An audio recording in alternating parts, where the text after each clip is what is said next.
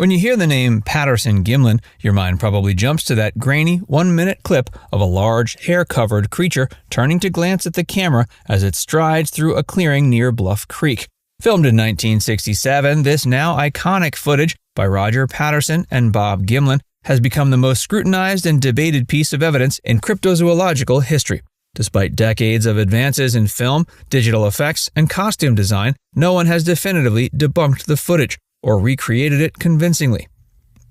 For some, it's a clever hoax. For others, it's the best piece of evidence we currently have that Bigfoot is real. A glimpse into the unknown.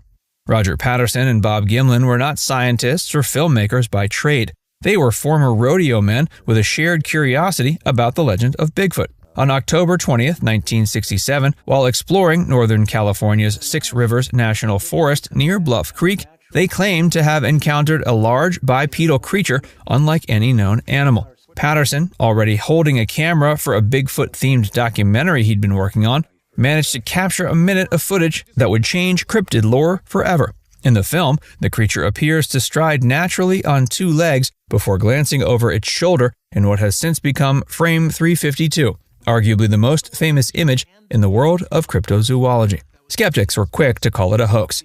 But the footage was more detailed than anyone expected from an amateur with a rented 16mm camera.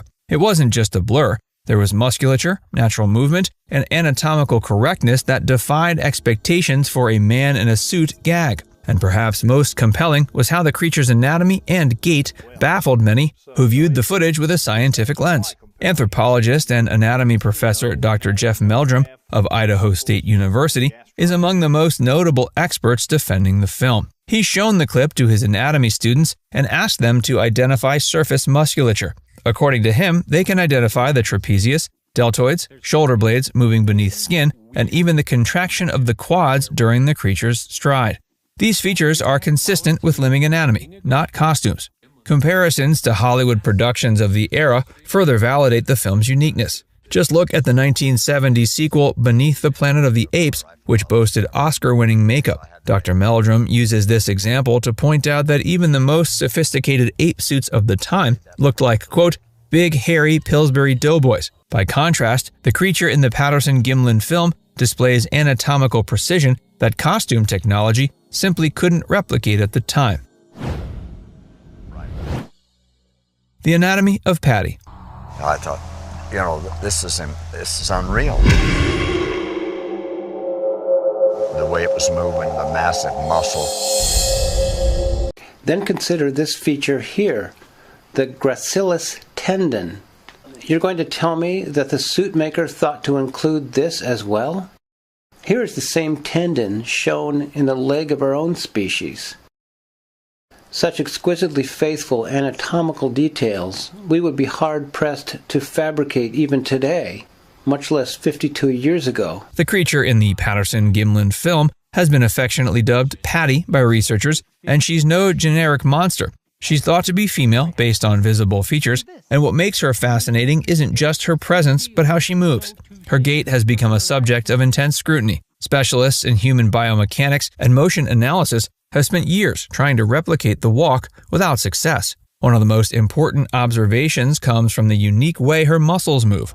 Dr. Meldrum has repeatedly emphasized the visible contractions of major muscle groups, like the erector spinae running down her back, moving naturally beneath the skin. Costume suits of the 60s didn't have artificial muscles, or any means to replicate the fine, coordinated muscle flexion seen in the footage. This would require a level of anatomical knowledge and fabrication skill that Hollywood itself was struggling to achieve at the time.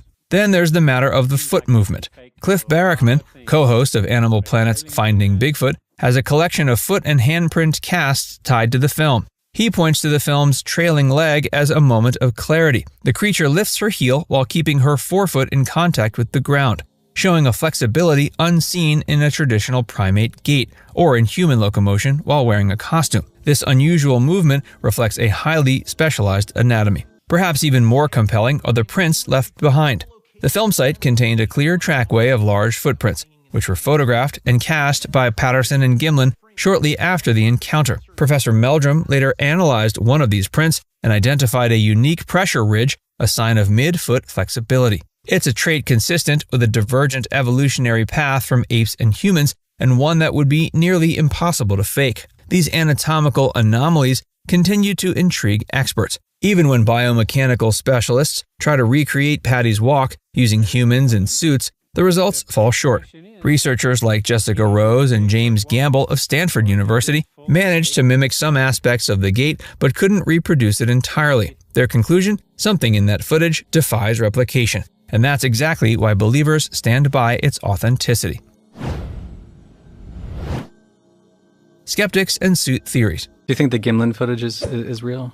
Patterson-Gimlin footage? 100% fake. Fake? Yeah, it looks fake. The guy in a suit? Yeah, 100%. There's so many problems with that. First of all, Roger Patterson literally got arrested for writing a bad check to pay for the camera that he used to film that. They went there specifically to film it. The guy, Bob Hieronymus, who says he was Bigfoot, when you see him walk, he's this big old gangly cowboy-looking dude.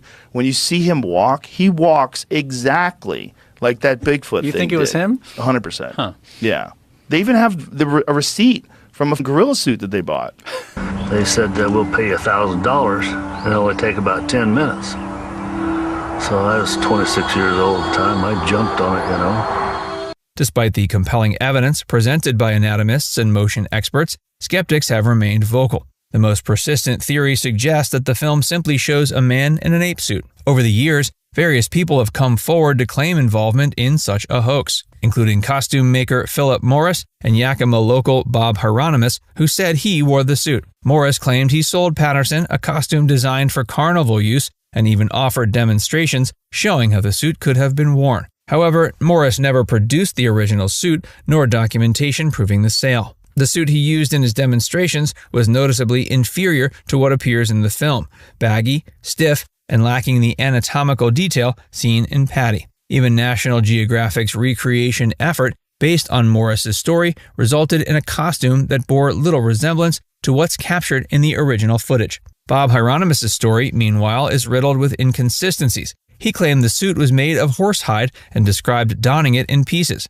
But Morris stated that his suits were made from synthetic Dynel. Additionally, Hieronymus said the suit had no separate hand or foot components, contradicting Morris's design. Without hard evidence, their claims remain anecdotal. Hollywood professionals have weighed in. The special effects team at Universal Studios said they couldn't replicate the footage without inventing new systems of artificial muscles. Disney technicians also concluded that if it was a suit, it was unlike anything they could create at the time. Even John Chambers, the Oscar-winning designer for Planet of the Apes, denied involvement and doubted anyone could have pulled off such a hoax using 1960s technology.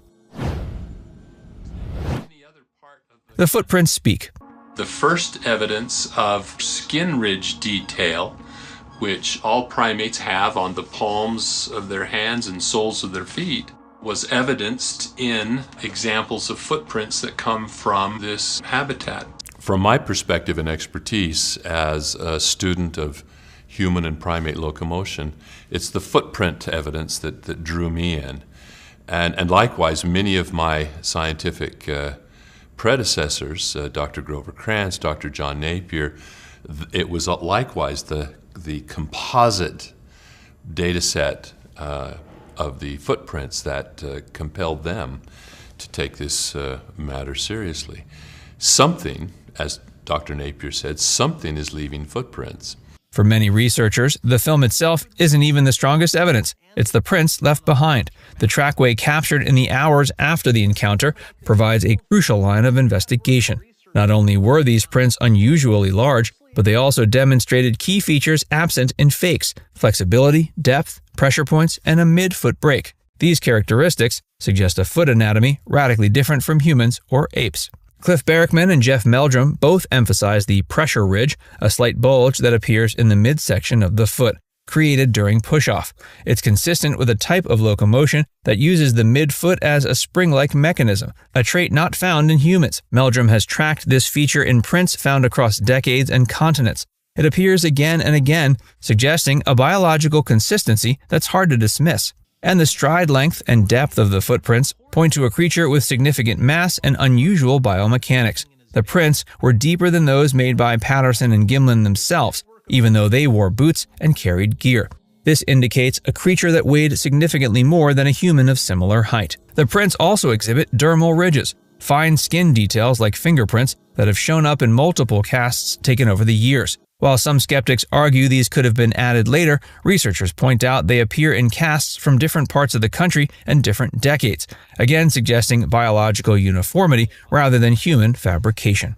What's perhaps most convincing is how consistent these features remain across time. From the Bossberg Cripplefoot tracks in 1969 to more recent finds in the Pacific Northwest, the same pressure ridge and foot flexibility show up repeatedly. It all points back to the film where Patty's foot behavior seems to match perfectly. If the Patterson-Gimlin film was a hoax, it would have had to include anatomical, biomechanical, and dermal details decades ahead of its time. Now it's time to hear from you.